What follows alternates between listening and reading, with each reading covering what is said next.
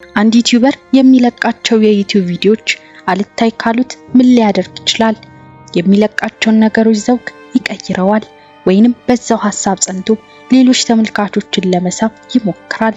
ባስካለ ደግሞ የሚለቃቸውን ነገሮች እስከ ወዲያኛው ትቶ ፊቱን ወደ ሌላ ዓለም ሊያዞር ይችላል የሚሉት የሚጠበቁ መልሶች ይሆናሉ። ለኢራቃዊቷ ናሲም አግዳም ግን እኚህ መልሶች በቂ ሆነው አልተገኙም።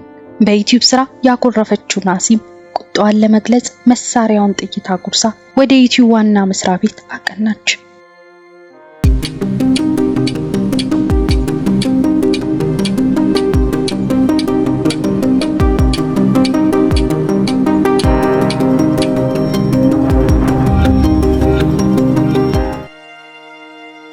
ናሲም አግዳም ኤፕሪል 5 1979 ዓ.ም ተወለደች። ናሲም ከእናትና አባቷ እንዲሁም ከወንድሟ ጋር በመሆን 4 የቤተሰብ አባላት ባሉት ቤተሰብ ውስጥ በኢራን ኑሯቸውን ይመራሉ። ናሲም ገና የ7 ዓመት ልጅ ሳለች ነበር ያለማንም ማስገዳጅነት ወይንም ተጽዕኖ ስጋን መብላት ሙሉ ለሙሉ አቁማ ቬጂቴሪያን ሆነችው። 1996 ዓ.ም የናሲም አባት አንድ ትልቅ የሥራ ዕድል ያገኛል። የሥራ ዕድል የመጣለት ደግሞ ከአሜሪካ መሆኑ ለቤተሰቡ እጅግ አጓጊና አስደሳች አጋጣሚ ሆነ። ቤተሰቡ በኢራን እየኖረ የነበረው ኑሮ መጥፎ አይባልም። የመጣው ከአሜሪካ የተገኘው የሥራ ዕድል ግን አይን የሚያሳሽ አልነበረም። በዚህም 1996 ዓ.ም መላው ቤተሰቡ ወደ አሜሪካ ሳንዲያጎ አቀና። ለ16 ዓመቷ ናሲም ከቤተሰቧ ጋር የጀመረችው የአሜሪካ ኑሮ አጀማመር ቀላል የሚባል አልነበረም። ፍጹም የተለየው የሁለቱ ሀገራት ባህልና የአኗኗር ልማድ ለወጣቷ ናሲም ማህበራዊ ግንኙነት እንቅፋት ይሆን ይመስላል። ናሲም በእንዲህ አይነት ሁኔታ ኑሮዋ ሲቀጥል ከሁለት የበለጡ ጓደኞችን ማፍራት አልቻለችም። በጊዜው ለናሲም ከሰዎች ይልቅ እንስሳቶች ለሷ ነፍስ ቅርብ ነበሩ። በተለይም በቤቷ ውስጥ የምታሳድገው አንድ ጥንቸል የሷ የልብ ጓደኛ እንደነበር ይነገር ነበር። አመታቶች ተቆጠሩ። የናሲም እድሜም ከፍ እያለ መጣ። ነገር ግን ሰዎችን የመቀራረብና የመተዋወቅ ልማዷ በዛው እንደከሰመ ነበር። በዚህም ታዲያ አብዛኛውን ጊዜዋን በኮምፒውተርና ማህበራዊ ሚዲያ ላይ ታጠፋ ጀመር። ናሲም ለእንስሳቶች መብት ተሟጋች በመሆን አደባባይ በመውጣት ስለ እንስሳቶች መብት መጮህ ሌላ ለነፍሷ ሐሴትን የሚሰጣት ነገር ነበር።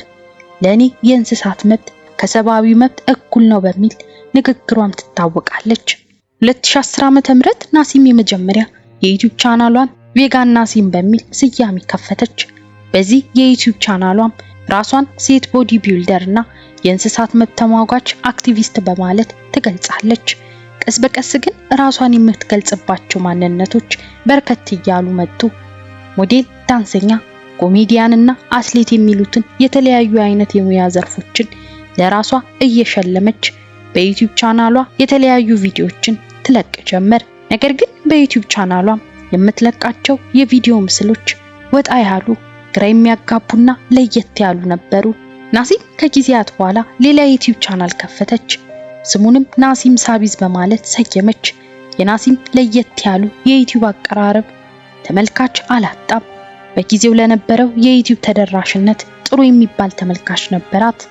በ2013 ዓ.ም ናሲም ከቤተሰቧ ጋር በመሆን ወደ ሜንፊ አቀኑ። የናሲም ቤተሰቦች በጎረቤቶቻቸው አንደበት ሲገለጹ ከሰዎች ጋር ለመግባባት የማይቸገሩ ተግባቢ እንደሆነ ቢሆንም ናሲምን ግን ከቤተሰቧ መካከል ለየት ያለ ባህሪ እንዳላትና ብዛም እንደማትታይ ይናገራሉ። የናሲምን የዩቲዩብ ቪዲዮዎች የተመለከቱ አንዳንዶች የአእምሮ ጤነኝነቷን በመጠራጠር ስለ አእምሮ ጤናማነቷን በድፍረት ይጠይቋታል። የሱ ምላሽ ግን ግልጽ ነበር። እኔ በጣም ጤነኛ ነኝ፣ ነገር ግን የምኖርበት ፕላኔት በበሽታ በቀውስና ኢፍትሃዊነት የተሞላች ናት የሚል መልስ ትመልሳለች።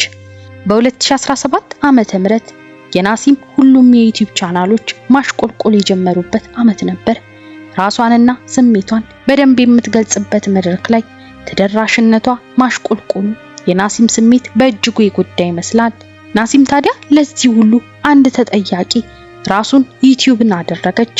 ዩቲዩብ ሆን ብሎ የሷን አይነት ይዘት ያለውን ፕሮግራም እንዳይወጣ ለማድረግ ያወጣው ድብቅ አምባገነናዊ ፖሊሲ ነው በማለት የማይረቡ ነገሮችን የሚያበረታታ ትልቅ እውነትን ግን አንቆ ለመያዝ የሚሞክር በማለት ትችቷን ትገልጽ ጀመር።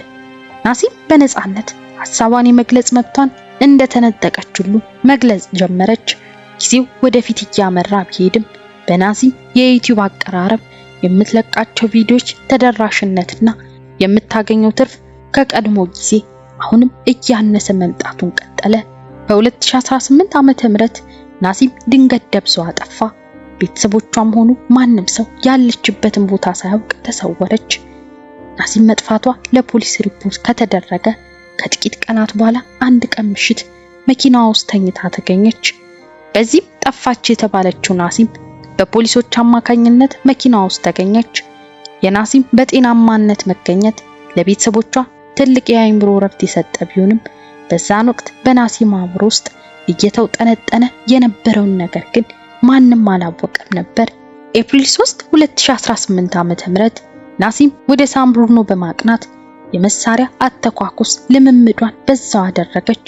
ይህም የቀጣይ እቅዷ የመጀመሪያ እርምጃ ነበር።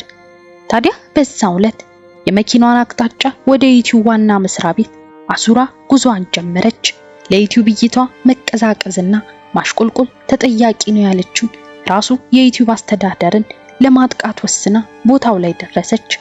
በዚህ የያዘችው መሳሪያ በመስሪያ ቤቱ ተቀጣሪዎች ላይ አዙራ መተኮስ ጀመረች።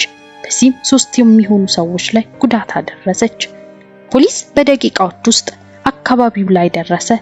ታዲያ በቦታው ደርሶ ወደ ናሲም መኪና ሲጠጋ ናሲም የመሳሪያውን ምላጭ ወደ ራሷ አዙራ ራሷን ገላ ተገኘች። ናሲም አግዳም ለየት ባለው አኗኗር የኖረች የሚመለከቷትን ስታስገርም ቆይታ ፍጻሜዋንም ያልተጠበቀ እንዲሁም አስደንጋጭ ሆኖ አለፈ። ውድ ቤተሰቦቼ ለዛሬ ያዘጋጀሁት ቪዲዮ ይህን ይመስል ነበር። እናንተስ በዚህ ታሪክ ላይ ምን ሐሳብ አላችሁ? ሐሳባችሁን ኮሜንት ላይ አሳውቁኝ። ለዚህ ቻናል አዲስ ሆናችሁ ሰብስክራይብ እያደረጋችሁ ተቀላቀሉ። ቪዲዮ ከተመቻችሁ ላይክ በማድረግ እንዲሁም ሼር እያደረጋችሁ ለሌሎች እንዲደርስ አግዙኝ እያልኩኝ በሌላ አዲስ ታሪክ እስክንገናኝ ድረስ ቸር ቆዩልኝ።